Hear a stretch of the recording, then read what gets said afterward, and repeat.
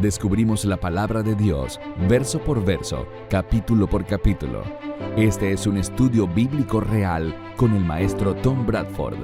Bienvenidos a Clases de la Torá. Nos acercamos al final del capítulo 5 de Apocalipsis, y todos los eventos aquí narrados ocurren en el cielo. Hago hincapié en esto, porque a partir del capítulo 6, la ubicación cambia al planeta Tierra. Uno de los principios fundamentales que debemos tener presente, de antemano, en nuestra mente, se refiere al rollo sellado en sí. Es decir, el significado del rollo sellado con 7 sellos es que lo que está escrito en él se decidió hace mucho tiempo.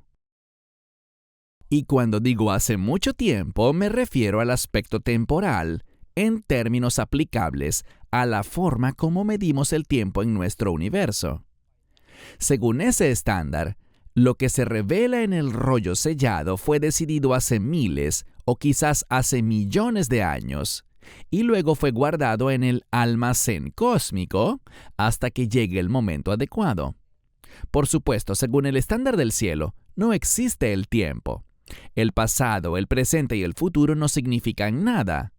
Por tanto, no es que las criaturas espirituales del cielo y Dios mismo hubieran estado esperando en el sentido en que nosotros lo entendemos. De modo que debemos tratar de entender esta realidad. Todo lo que ha sucedido en la historia humana, desde Adán hasta hoy, y más allá, hasta el final, ya era conocido por Dios, si es que acaso no fue completamente planeado y orquestado por Él. Otro principio para recordar es que, si bien Juan apenas va enterándose del contenido del rollo sellado por medio de estas visiones, la realización de lo que estaba escrito aún no ha sucedido en la tierra. Aunque, sin duda, Juan esperaba que ocurriera poco después de tener su visión. Por tanto, la humanidad ha conocido, desde el año 90 después de Cristo aproximadamente, el bosquejo esquemático de lo que está por venir, por lo que la raza humana no tiene excusa. Cuando empiecen a ocurrir todos los horrores que fueron escritos, no podremos decir, pero es que no lo sabíamos. Cuando leemos y estudiamos Apocalipsis, siempre debemos admitir que lo que entendemos de este libro será imperfecto e incompleto, porque la mayor parte del libro es profecía aún no cumplida. Siempre es tentador para nosotros como discípulos, estudiantes y maestros, o especialmente para los comentaristas de la Biblia, querer llenar los espacios en blanco y hacer especulaciones que a menudo se convierten en doctrina inalterable. Sé que esto puede ser frustrante como humanos, y sobre todo como humanos cristianos. Nos frustra no poder encontrar respuestas sólidas y ya definidas a las preguntas sobre nuestra fe y nuestro libro sagrado, cosas que son importantes para nosotros. Pero sigo manteniendo mi posición y mi punto de vista sobre la enseñanza de Apocalipsis. Cuando algo no puede ser razonable y firmemente respondido y respaldado por las Sagradas Escrituras, discutiremos las diversas posibilidades, pero no las declararemos como un hecho. En el capítulo 5, se menciona que el Cordero que fue inmolado, pero ahora está vivo, Yeshua, tomó el rollo de la mano derecha de su padre y comenzó a abrir los sellos en el rollo. Y vemos que le cantaron 3 cantos o himnos, el primero de los cuales comienza en el versículo 9. Y cantaban un cántico nuevo: digno eres de tomar el rollo y abrir sus sellos, porque fuiste inmolado, y con tu sangre redimiste para Dios a personas de toda tribu, lengua, pueblo y nación. Los has hecho un reino para que Dios lo gobierne, Kohanim, sacerdotes, para servirle, y ellos reinarán sobre la tierra. Esto se llamó un cántico nuevo porque lo que estaba ocurriendo no había sucedido antes. Los 24 ancianos que cantaban esta canción no lo habían hecho en el pasado. Esta canción nos recuerda a Éxodo 19, versos 5 y 6, donde leemos: Ahora pues, si prestáis atención a lo que digo y guardáis mi pacto, entonces seréis mi propio tesoro de entre todos los pueblos, porque toda la tierra es mía, y vosotros seréis un reino de sacerdotes para mí, una nación apartada. Estas son las palabras que le dirás al pueblo de Israel. Y ahora, de hecho, los creyentes han prestado atención a lo que Dios nos dijo, y nos hemos convertido en un reino de sacerdotes para Él, como fue su intención siempre. Pasemos ahora a Apocalipsis 5, verso 11, para seguir con nuestro estudio. Abran sus Biblias en Apocalipsis capítulo 5. Si tienen una Biblia completa judía, está en la página 1538. Leeremos hasta el final del capítulo 5, empezando por el verso 11. Luego miré y oí el sonido de una vasta multitud de ángeles, miles y miles, millones y millones. Estaban alrededor del trono, los seres vivientes y los ancianos, y decían a gran voz: Digno es el Cordero inmolado de recibir poder, riqueza, sabiduría, fuerza, honor, gloria y alabanza.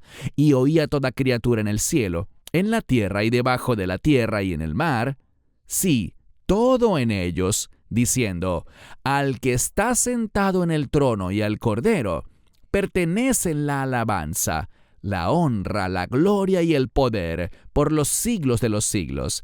Y los 4 seres vivientes dijeron: Amén. Y los ancianos se postraron y adoraron.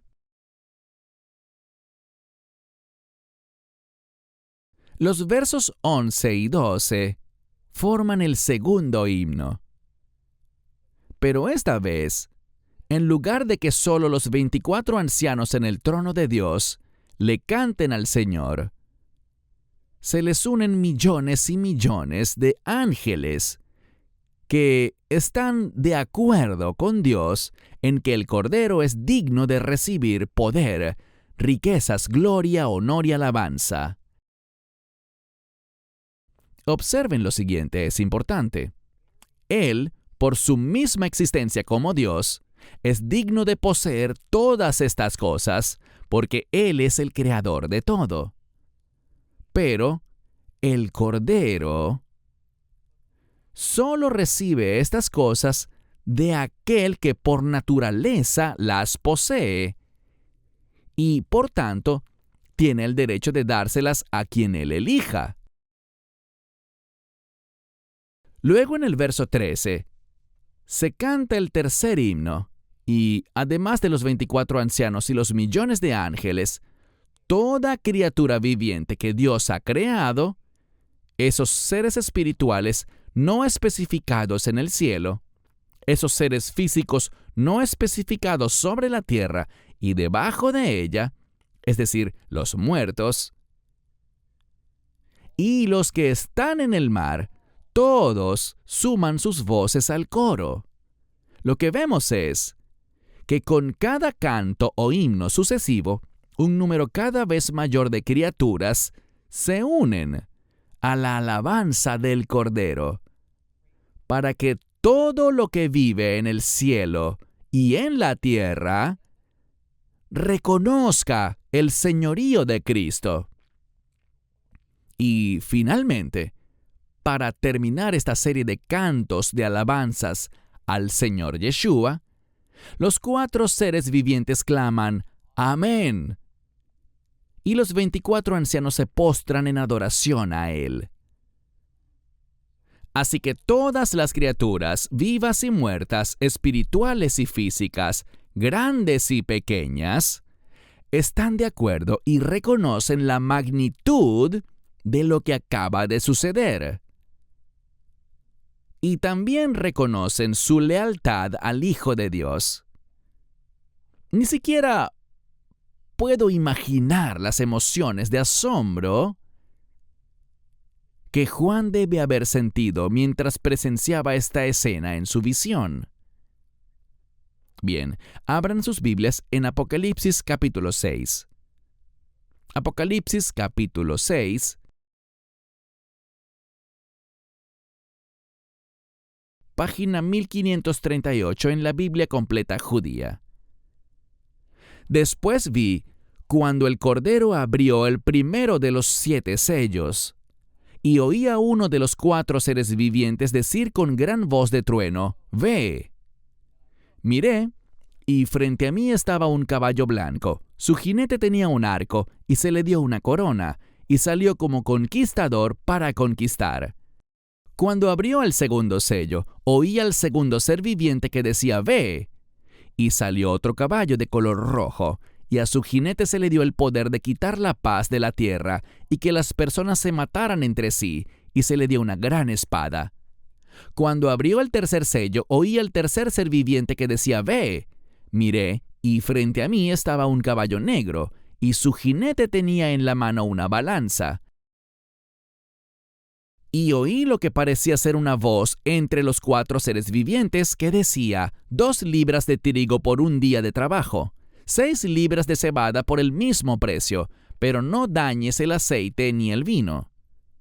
Cuando abrió el cuarto sello, oí la voz del cuarto ser viviente que decía: «Ve».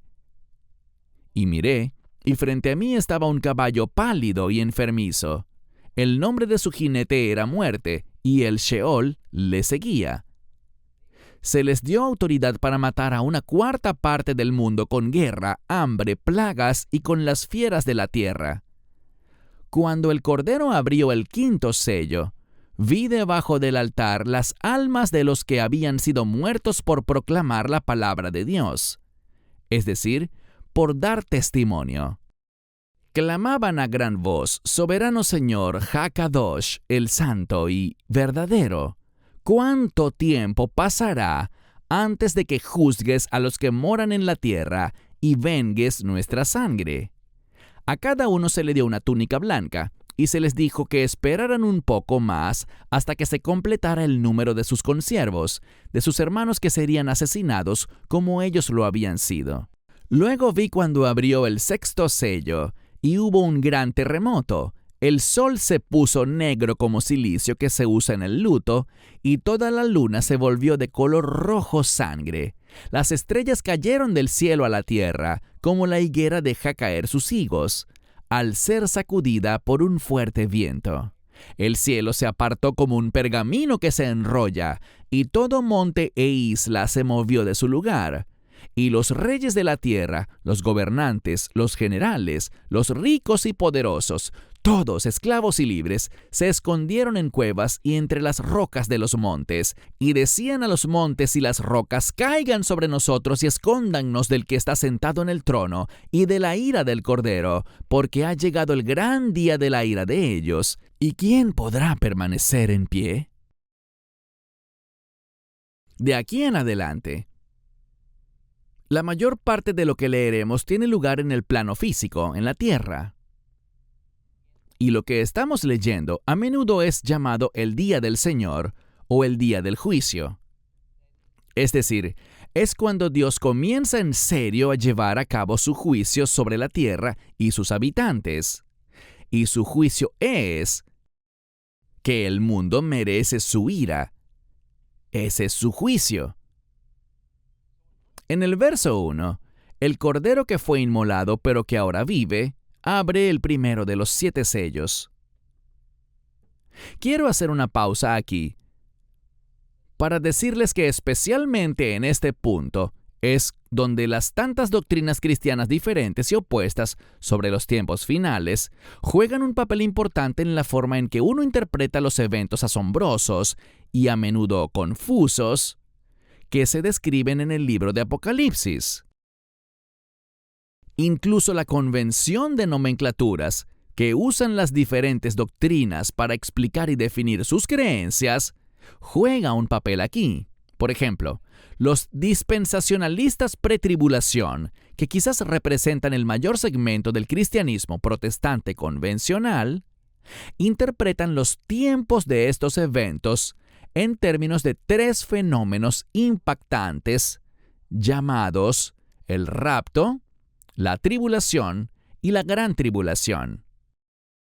Apartando la discusión del rapto o del arrebatamiento por ahora, su doctrina de los tiempos finales gira en torno a la existencia de dos periodos nombrados que pueden identificarse y ponerse en una línea de tiempo. Uno se llama la tribulación y el otro se llama la gran tribulación. La tribulación es el nombre de un periodo específico de trauma en la tierra que dura precisamente 7 años. Y la gran tribulación es el nombre de otro periodo de trauma, aún mayor que el primero, que esencialmente ocurre en la segunda mitad de los 7 años de la tribulación. Sin embargo, la única forma de establecer la existencia real de estos dos eventos nombrados es agregando una palabra clave a las Escrituras que no está en los textos más antiguos que tenemos del Nuevo Testamento, que están escritos en griego. La palabra es ton. Ton, en griego, que en español es el artículo definido el o la. En otras palabras, aunque es cierto que Apocalipsis habla de tiempos de tribulación y de gran tribulación, nunca habla de la tribulación o de la gran tribulación, excepto en un caso, y lo discutiremos a fondo cuando lleguemos allí. Esto no es simple semántica. Al convertir el término bíblico thlipsis, tribulación, en un nombre propio al poner la palabra la antes y luego asociarlo a la semana 70 de Daniel, se crea un mapa bastante detallado de los tiempos finales. Aunque Apocalipsis nos dice que al llegar los tiempos finales habrá problemas para la humanidad que se volverán más grandes, la tribulación aumenta y se convierte en una mayor tribulación, Apocalipsis nunca habla de ellos como eventos nombrados identificables. Los seguidores de la doctrina de la pretribulación también afirman que antes de que Cristo abra el primer sello, la iglesia ya habrá sido arrebatada. Por tanto, según esta doctrina, los creyentes ya se han ido de la tierra y viven en el cielo, antes de comenzar los eventos de Apocalipsis capítulo 6. Si bien hablaré más de esto en lecciones posteriores, creo que es apropiado que les diga mi posición al respecto. Si bien yo reconozco que no considero de ninguna manera que mis ideas sobre el asunto sean infalibles. Yo creo que al final del capítulo 6, todos los creyentes habrán experimentado el arrebatamiento, y los creyentes que quedarán en la tierra solo podrán ser los que aceptaron a Cristo después de que ocurrió el rapto o el arrebatamiento, y probablemente muchos serán creyentes por haber sido testigos de ese rapto. Dicho esto, no concuerdo con la línea de tiempo de la doctrina de la pretribulación, en que la que hay dos cosas. Primero, a los juicios de los sellos, las trompetas y las copas, los llama período de tribulación, que abarca esos 21 juicios que Dios arroja sobre la tierra y sus habitantes, comenzando con los juicios de los sellos en Apocalipsis 6, el que estamos leyendo. Y segundo, que Dios se lleva a todos los creyentes a un lugar seguro por medio del evento llamado el rapto, para que no pasen por un período de tribulación particularmente difícil. Permítanme ser claro, no veo estos 21 juicios como un período de tiempo llamado la tribulación. Más bien, A estos 21 juicios que comienzan en el capítulo 6, los veo principalmente como el período de la ira de Dios, y por tanto los veo como algo aparte y fundamentalmente diferente al período de tribulación que está representado por los primeros 4 sellos. La ira de Dios parece abarcar 17 de los 21 eventos nombrados que ocurren por causas sobrenaturales y son enviados sobre la humanidad y la tierra, comenzando en el capítulo 6 con la apertura de los 7 sellos. La tribulación, tal vez incluyendo gran tribulación, no es necesariamente enviada por Dios en forma sobrenatural, en el sentido en que normalmente la concebimos, sino que es ocasionada por un despliegue descontrolado de la propia inclinación al mal de la humanidad, sin duda provocada por Satanás. Un ejemplo de esto sería el genocidio de Hitler contra los judíos. Con todo lo horrible que esto fue, no se trató de un acto sobrenatural de Dios. No fue la ira de Dios. Pero sí que fue una tribulación. Fue un acto de maldad, casi sin precedentes, inspirado por uno de los seres humanos más malvados que el mundo haya conocido. Por tanto, aunque sí creo que los creyentes serán removidos para no sufrir daño antes de que Dios haga caer catástrofes sobrenaturales del cielo, no creo que los creyentes serán librados de la opresión y la tribulación que siempre ha acosado a la humanidad. Es decir, del sufrimiento causado por la maldad de los humanos contra otros humanos. El patrón bíblico siempre ha sido que los que adoran a Dios sufrirán persecuciones y tribulación que quizás son las mayores oportunidades que tienen de testificar su gloria y salvación. Pero lo que Dios no hace es derramar su ira sobrenatural indiscriminadamente sobre los que son culpables y los que ha declarado como inocentes. En los días de Noé, Dios hizo provisión para las últimas 8 personas en la tierra que le eran fieles y lo adoraban a Él, antes de purificar el mundo a través de un diluvio destructivo, al ponerlos a construir un arca y decirles que la abordaran antes de que vinieran las lluvias. En los días de Abraham, Dios sacó a todos sus adoradores que quedaban en Sodoma antes de devastar la ciudad con fuego sobrenatural. En los días de Moisés, el Señor protegió a los israelitas en Egipto de los estragos de las 10 plagas sobrenaturales que Él envió a Egipto para que Faraón dejara salir a su pueblo. Pero en todos los casos, el pueblo de Dios sufrió por la maldad de otros seres humanos. Así que yo veo el rapto de los tiempos finales bajo esa misma luz. Como creyentes, no sufriremos la ira de Dios, según los 21 juicios o tal vez 17 juicios que vamos a estudiar. Pero sufriremos, en efecto, numerosos males terribles ocasionados por la humanidad, como la guerra y el genocidio. Y tal vez incluso la ruina del precioso medio ambiente que nos ha ofrecido un hogar seguro durante milenios. Yo llamo tribulación a estos males causados por el hombre, y en algún momento incluso gran tribulación, algo que se nos ha advertido que vendrá. ¿Por qué se le advertiría a los creyentes que la tribulación viene y que debemos vencer y permanecer fieles hasta la muerte, si no estaremos cuando suceda? Eso no tiene sentido.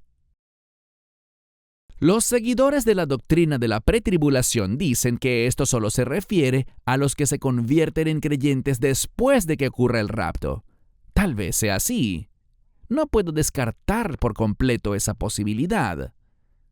Pero eso no encajaría con lo que dicen las Escrituras y la profecía en general. Volvamos al verso 1. En primer lugar, quisiera decir que se podría argumentar razonablemente que los 4 caballos de distintos colores que son enviados no representan la ira de Dios, sino una ira satánica que hace que la maldad humana aumente enormemente. Yo me inclino en esa dirección.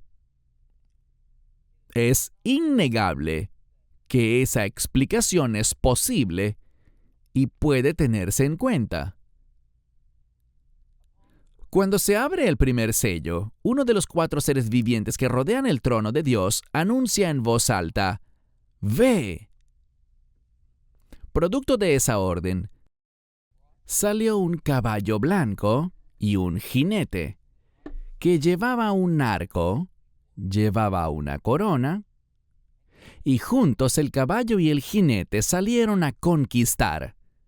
Después de este, saldrían otros 3 caballos más con sus jinetes, tras la orden dada por cada uno de los 4 seres vivientes. Estos 4 caballos y sus jinetes son conocidos en los círculos literarios y artísticos como los 4 jinetes del Apocalipsis. Curiosamente, el mundo de los eruditos bíblicos está bastante dividido sobre si el jinete del caballo blanco debe ser identificado como Cristo o como el Anticristo. Esto no siempre fue así. Según mi investigación sobre lo que pensaban los padres de la iglesia primitiva, ellos creían de forma unánime que el caballo blanco era el Evangelio y el jinete era Jesús. En cuanto a los otros 3 caballos y jinetes, la mayoría de los padres de la iglesia primitiva los vieron como sembradores de maldad y dificultades, un presagio de la venida del duro castigo y el juicio de Dios. Se pueden hacer buenos argumentos para ambos lados del debate. Sin embargo, para mí, el peso de la evidencia se inclina más fuertemente en una dirección. Dado que las visiones de Juan siempre tratan sobre el cumplimiento de las muchas profecías del Antiguo Testamento sobre los tiempos finales y el día del Señor, entonces es dentro del contexto de esas profecías que debemos buscar entendimiento. Si el tono y el contexto de esas profecías es completamente diferente de lo que encontramos en la visión de Juan, habría que concluir que Dios está usando alegorías para transmitir su mensaje a Juan, y eso es algo que no puedo aceptar. Entonces, al buscar entre los profetas la referencia más directa a la salida de 4 caballos para causar estragos en la humanidad, los eruditos bíblicos generalmente concuerdan en que debe ser Zacarías capítulo 6, versos del 1 al 8, que dice así: «Otra vez alcé mis ojos y vi frente a mí 4 carros que salían de entre 2 montes, y los montes eran montes de bronce. El primer carro tenía caballos rojos, el segundo carro caballos negros, el tercer carro caballos blancos, y el cuarto carro caballos grises pintos. Le pregunté al ángel que hablaba conmigo: ¿Qué son estos, Señor mío? El ángel me respondió: estos son los 4 vientos del cielo que salen después de presentarse ante el Señor de toda la tierra. El que tiene los caballos negros sale hacia la tierra del norte, los caballos blancos salen tras ellos, y los pintos salen hacia la tierra del sur. Y los grises salieron y buscaban recorrer toda la tierra, cuando él dijo: recorran toda la tierra, y recorrieron toda la tierra. Entonces me llamó y me dijo: mira, los que salen a la tierra del norte aplacan mi espíritu en la tierra del norte. En Zacarías, Dios le ordena a 4 grupos de caballos, de colores casi idénticos a los que Juan describe en Apocalipsis, que salgan a patrullar la tierra y castiguen a las naciones que han oprimido a su pueblo Israel. Estos caballos tiran de carros, lo que significa que van a una sola cosa, a la guerra. Una cosa que quizás ayuda a conectar mejor este pasaje de Zacarías con Apocalipsis capítulo 6 es que en Zacarías capítulo 6, Zacarías preguntó quiénes son los caballos y los carros y recibió una respuesta. Sin embargo, creo que la traducción de la Biblia completa judía enturbia las cosas sin necesidad, al presentar una interpretación bastante diferente a casi todas las demás traducciones confiables de la Biblia. La Biblia completa judía dice que el ángel le respondió a Zacarías que los 4 caballos son los 4 vientos en el cielo. Pero casi todas las demás versiones de la Biblia dicen que el ángel respondió que los 4 caballos son los 4 espíritus del cielo. ¿Por qué aparece escrito así?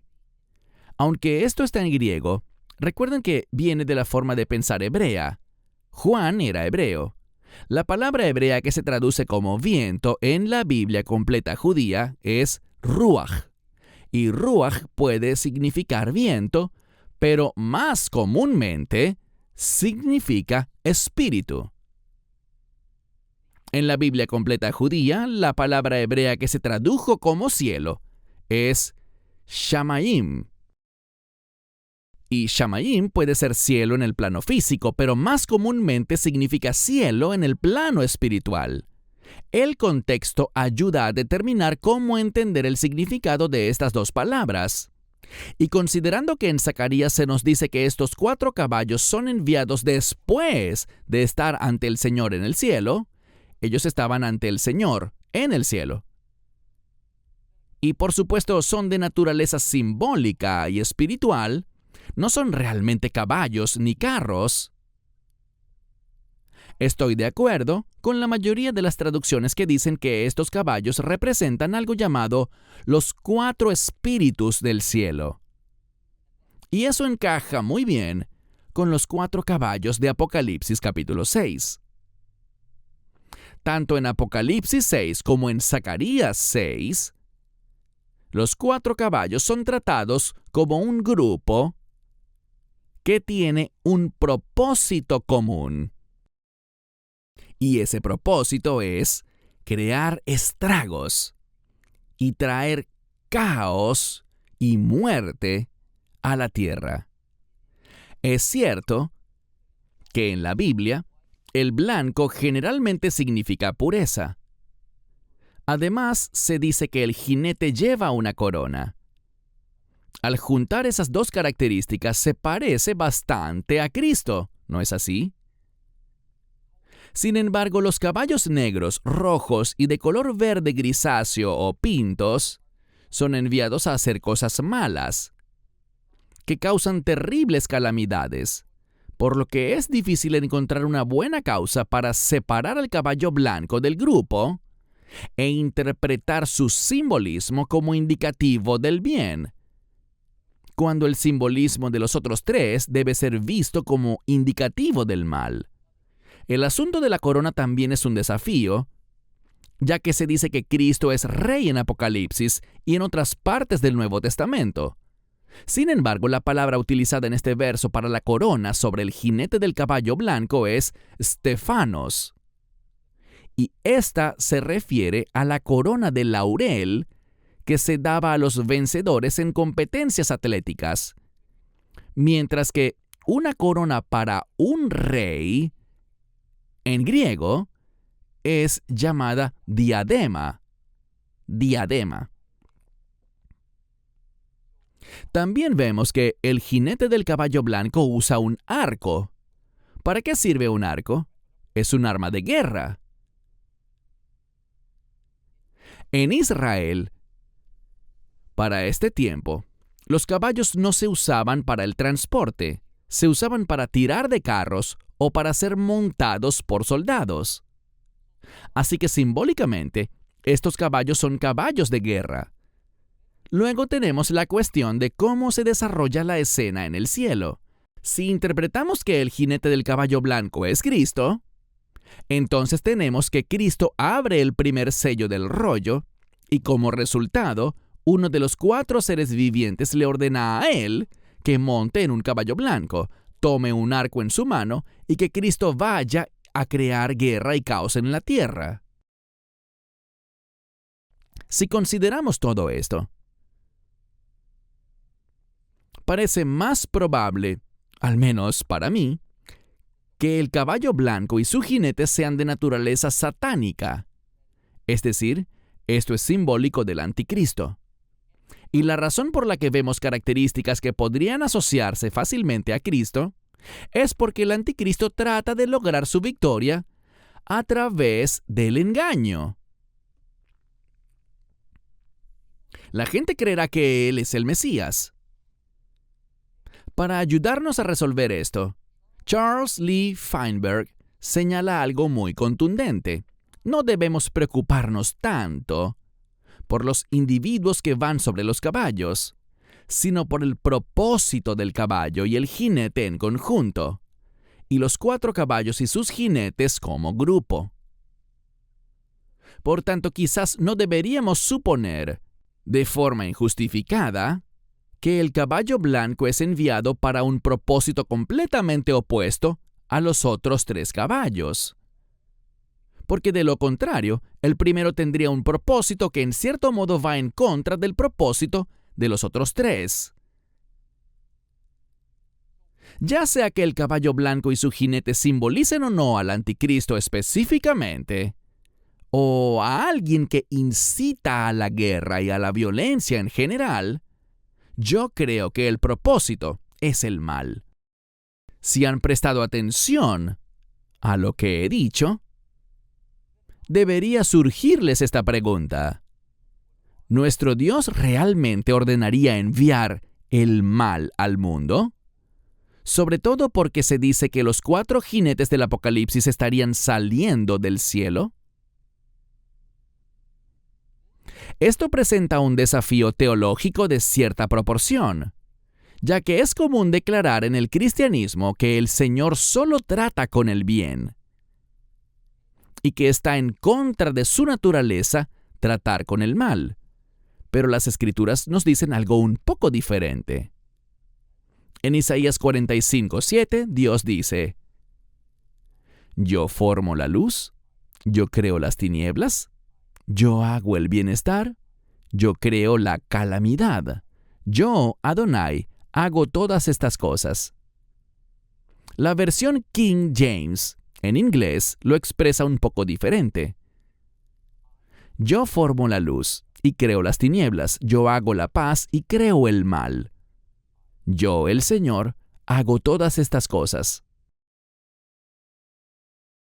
La palabra que en la Biblia completa judía se tradujo como calamidad y en la King James como mal es Ra. R-A-H, Ra. Ambas traducciones son correctas y realmente significan casi lo mismo. La calamidad suele ser el resultado del mal en la Biblia. Y cuando entendemos esto, y entendemos que con los 21 juicios de Apocalipsis Dios está enviando 21 calamidades al mundo, decir que Él está enviando el mal es solo cuestión de semántica.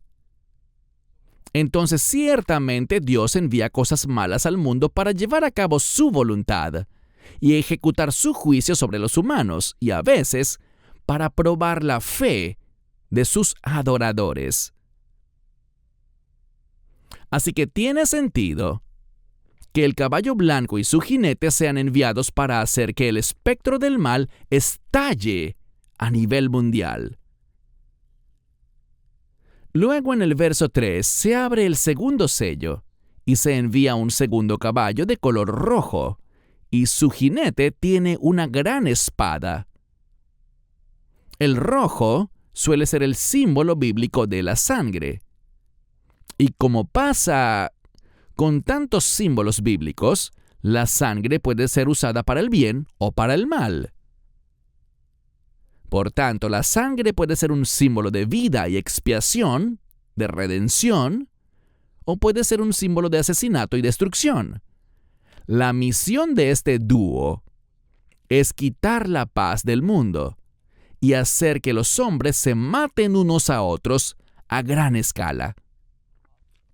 Si bien esto se puede interpretar principalmente en referencia a guerras de nación contra nación, también puede referirse a todos los modos en que los humanos ignoran de forma intencional, injusta y maliciosa las leyes de Dios al matar a seres humanos por medio de la opresión del gobierno, actividades criminales, terrorismo e incluso por medio del aborto. En el verso 5 se abre el tercer sello, y el tercero de los 4 seres vivientes hace salir a un caballo negro, cuyo jinete lleva una balanza. Ahora bien, observen que hay 4 seres vivientes y 4 caballos, y cada ser viviente hace salir a un caballo y jinete específicos, como si hubiera alguna asociación o conexión entre ellos. No se nos da información como para saber con certeza cuál podría ser esa conexión. Sin embargo, recuerden que en Zacarías 6 dice que los 4 caballos eran los 4 espíritus del cielo, y los 4 seres vivientes tan singulares y poderosos también son 4 espíritus en el cielo, por lo que esta podría ser la conexión, pero esa solo es mi especulación. La balanza que sostiene el jinete del tercer caballo simboliza el comercio, ya que su propósito es medir el dinero y las mercancías. En este caso, se trata de pesar los alimentos escasos. Por tanto, Dios está enviando hambre al mundo, que sin duda es causada en gran parte por la guerra y los conflictos, instigados por los 2 primeros caballos y sus jinetes, de modo que los campos no se pueden plantar y cosechar. A medida que la escasez se extiende, el costo de los alimentos aumenta más de lo que una persona promedio puede pagar. En el mundo antiguo, un denario era el salario que un hombre ganaría por un día de trabajo. Pagar un denario por 1 kilo de trigo o por 3 kilos de cebada es como 10 veces el costo normal.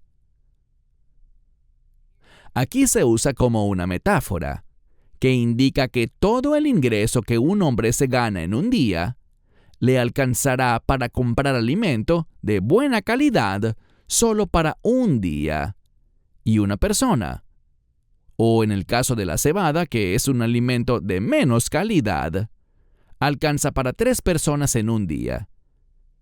Y sin embargo, el aceite y el vino no debían verse perjudicados. Esto significa que los ricos podían seguir disfrutando de las mejores cosas de la vida, aceite y vino, incluso cuando los pobres luchan por su supervivencia. Piensen en esto un momento.